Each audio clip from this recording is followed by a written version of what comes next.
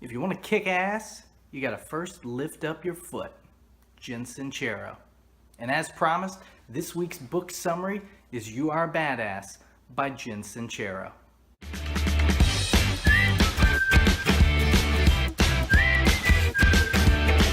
For years, Jen Sincero was a self-proclaimed hater of self-help books, self-development, personal growth, and all that good stuff. But after having her own come to Jesus moment, she finally realized she needed to turn inward and finally get her life together. And that led her to writing You Are a Badass. So there's 5 main parts to it. Let's go ahead and jump right into the summary of You Are a Badass. Part 1, How You Got This Way. There are really 2 main topics that Jen covers in this section. First one being that our parents messed us up, and their parents messed them up, and their parents messed them up. We all have issues, and we all need to acknowledge that.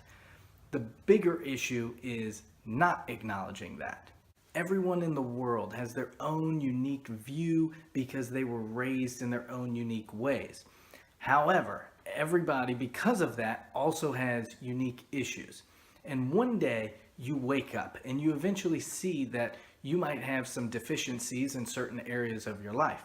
And you're only crazy if you refuse to try to develop yourself further and try to grow as a person by moving past these issues. The second big topic Jen covers is about how all self-development books have a spirituality aspect to them, and how if you as the individual trying to go on this self-development journey don't acknowledge a higher power, you're going to have a really tough time. If you look around, none of this was an accident. There's too much beauty in the world. There's too much precision. And I mean, if you just look at your fingers and look at the intricacies on each fingerprint that you have, you know that this was no accident. I believe God designed us in his image, and he wants us to become the best version of ourselves. And we can do that by continuing to develop ourselves and really acknowledging that he wants us to be the best we can be. And we need to become the best version of ourselves because of that. Part 2, Embrace your inner badass. You are the only you there will ever be. And it's important for us to remember that, because we shouldn't care about what other people think of us. We need to focus on being the best version of ourselves. And we don't need to get so down on ourselves. If we've made a mistake and we're truly sorry for it, we need to move on. Did we learn from the experience, either not to repeat that mistake or how to do something differently in the future? If we hurt somebody, have we told them we're sorry? Have we done everything we can there? If we have, it's time to forgive yourself and move on. And the most important aspect of embracing your inner badass is loving yourself. Do what it takes to keep yourself pumped up. Listen to your favorite music. Recite your daily affirmations. Do whatever it takes. Stop telling yourself no. You work hard for a reason. You need to love yourself. You need to let yourself enjoy life. Let yourself indulge a little bit, because otherwise, if you're just going to work or running your business, coming home, going to sleep, not enjoying life, not living, then what are you doing? Make time to go out with friends and family. Make time for that cool rock concert you want to go to, or to that new restaurant you've been wanting to try, or go on that beach vacation. Whatever it is, you get one life. You need to enjoy it, and you need to treat yourself. Because if you can finally start showing yourself a little bit of love, you will unleash your inner badass. Part 3, how to tap into the mother load. Jen mentions that she uses the word mother load kind of in place of the word God. She doesn't like the word God for whatever reason. And so she kind of uses a few words interchangeably. We've got the big guy, source energy, the mother load, the universe, things of that nature. I'm going to use God because I'm comfortable with that. In this section, Jen talks about how if you consider prayer is you sending a message out to God, then meditation is your way of preparing yourself to receive God's message back. Now, you might say to yourself, you consider the entire process of prayer as sending and receiving messages. However, I think we can all, for the sake of keeping everything in context, understand outgoing and incoming messages. And so when Jen talks about meditation, she means after you've sent your prayer out to God for what you're looking for, what you're asking about, you need to take time, go to a quiet place, and pray or meditate and try to receive the answer, whether that is, a direct answer, whether that is something that will lead you to that answer, or if it's absolutely nothing and you have to figure it out yourself, and that's God's plan for you. Another point that is reiterated in this section is that God has created all of us, and he's got a plan for us, and he wants us to be as successful as possible, and he wants us to be the best version of ourselves. And being the best version of yourself means being a good person. And if you're a good person, other good people are going to want to help you. And it's a beautiful thing, because when you start helping other people and they start helping you, opportunities are going to come your way. And that's when you need to be gracious and you need to have gratitude towards others, because having gratitude is going to strengthen your faith. And having that strong faith when the time comes is going to allow you to take a leap and take a chance on yourself to achieve the greatness within you. Part 4, how to get over your BS already. If you want to be a badass, you've got to go for it and get out of your own way. You've got to stop feeding yourself lies and creating BS to stop you from chasing your dreams. You've got to prevent all this drama. Take a deep breath and go for it. You only get one life. Make it awesome. You are the author on your life, your book of life. And when you open it up later in life and you look back at it, you want it to be full of the stories you want it to be full of. You want to sit back and enjoy that book.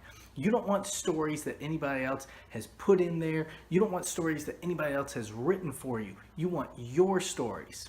And like all great authors do, you take that feedback from anybody else that sees your book being written and they want to give you their critique. But you remember, at the end of the day, you're the only one that's going to read this book, and you have to be the one that enjoys it. But don't think for a second that means you need to make sure you're taking the easy road and you're avoiding any potential downfalls. No, we love it when the protagonist of any good story has something bad happen to them that they have to overcome. And that's the journey. That's where the real heart of the story lies, in watching them climb out of this hole, climb out of the valley to the top of the mountain. You want to look back and you want to have a great story like that to read, and you can say, I did it. It was awesome. I took a chance and I succeeded. Jen goes back to talk about the drama we create for ourselves and how generally we do this when we're feeling overwhelmed.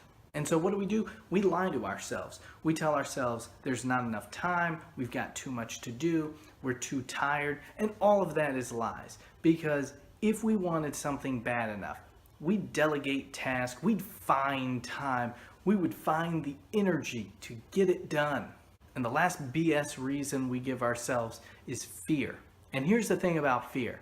It's always there. There's nothing you can do about it. There's always going to be something out there that scares you. But you get to choose how you engage in that moment. Do you turn around and run away? Or do you stand up tall and say, no, I'm better than you? You have to go for it already. Fear is just in your mind. You can overcome anything. You've got more skills, more determination, and more desire than you are giving yourself credit for. And if there's something you want to achieve and you're willing to put in the work to get it done, then you can achieve it. Use all your knowledge, use all your life experience, and be open to opportunities. And if you are, and if you're ready to work hard when the opportunity arises, you will be amazed at what comes your way. Part 5, how to kick ass. Part 5 is a little bit different than the rest of the book because I would say it's broken into 2 sections, but one of those has a lot to do with money, and Jen wrote a separate book called How to Be a Badass with Money, and I think a lot of what this part of Part 5 says is also in that book. So when it comes to the money aspect to all of this,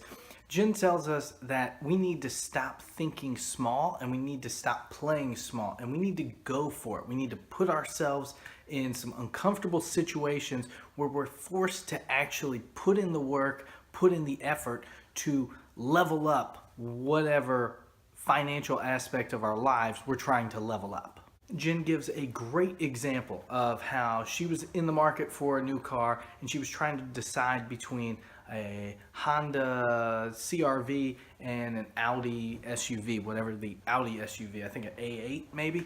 And the Honda was the more financially responsible decision and the Audi was definitely going to be an indulgence, and she didn't technically have the money to feel comfortable spending on that car.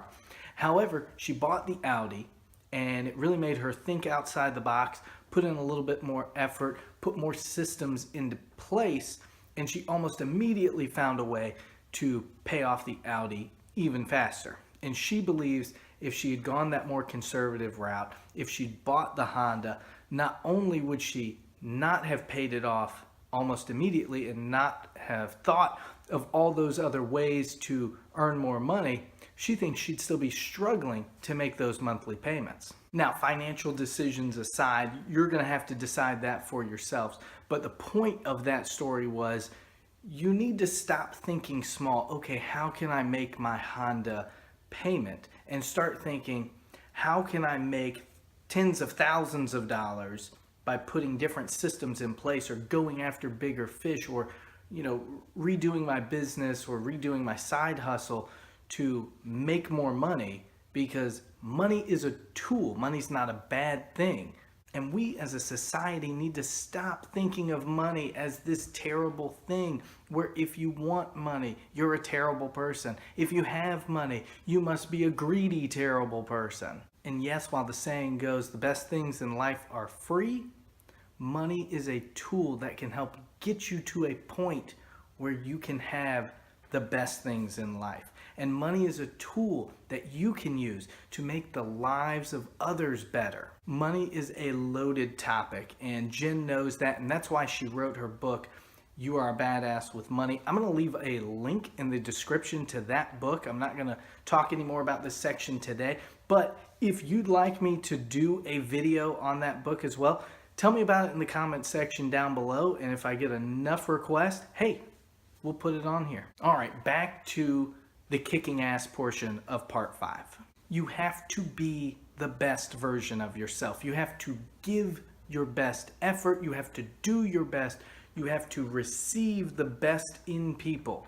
Wouldn't it be better if we all went around being the best versions of ourselves? Wouldn't it be better if we all went around seeing the best in people? It absolutely would be. And this is where you have to know exactly what you want. You have to have this strong connection to the truth, to God, an unwavering faith and belief in yourself. And you have to go for it. You have to have this passion that you can go for it over and over. You have to overcome failure after failure. And if you do it, and if it's meant to be, and God is going to help you along the way, and if it's meant to be because it's making you the best version of yourself, and there's more that you can do, not only for yourself and your life, but to help benefit others, then it will happen.